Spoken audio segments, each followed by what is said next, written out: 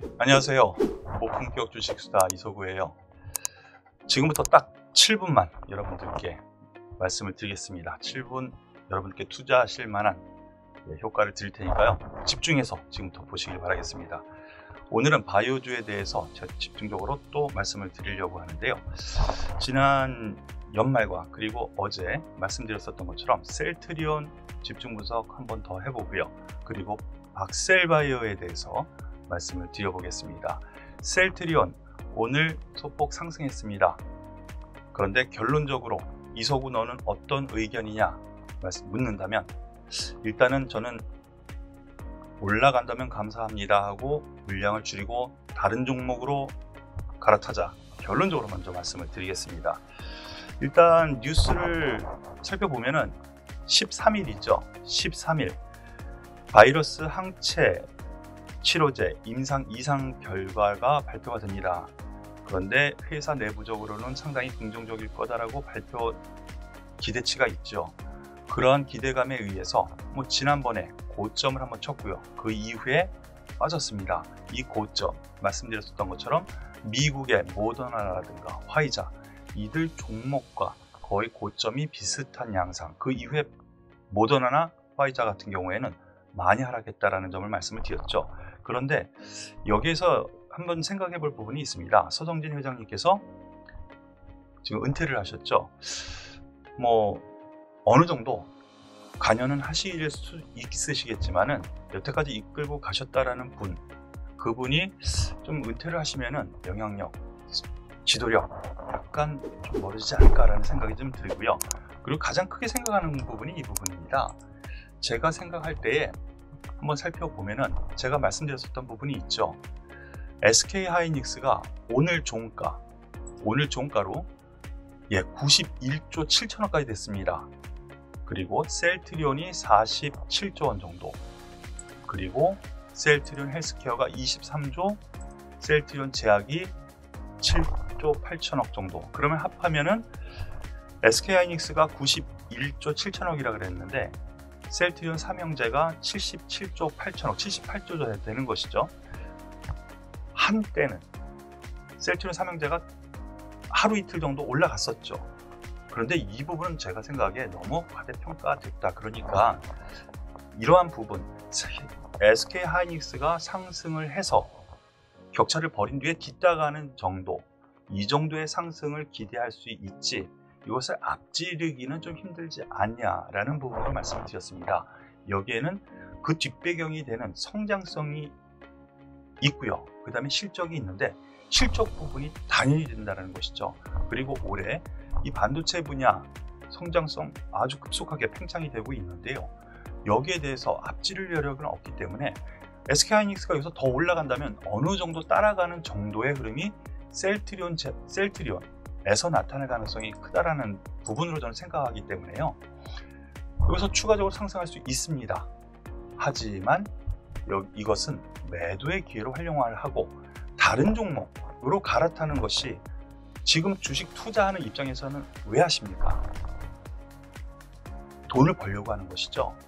셀트리온이 상승하는 폭 대비 다른 종목들의 상승폭, 즉 가성비가 훨씬 더 크다라고 보기 때문에 저는 셀트리온 삼형제 매도 후에 다른 종목으로 갈아타는 것이 맞지 않을까라는 판단이니까 이 부분 꼭 참고하시길 바라겠습니다. 두 번째 종목 박셀바이오에 대해서 말씀을 드리겠습니다. 화면을 보시면은요, 우와 엄청납니다. 그런데 이상한 숫자가 있죠. 1225원. 우리나라에 이런 가격의 주가는 없습니다.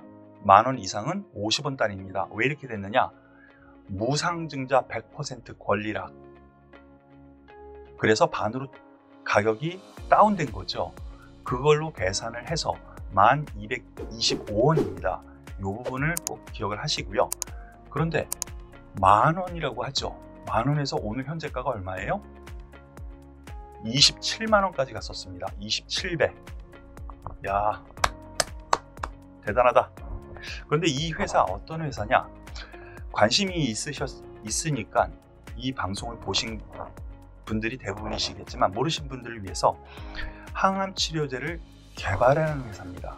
항암 치료제 개발하는 회사, 개발한 회사나 아니면 어떤 제약 바이오 제품을 만들어서 지금 팔고 있는 회사가 아닙니다.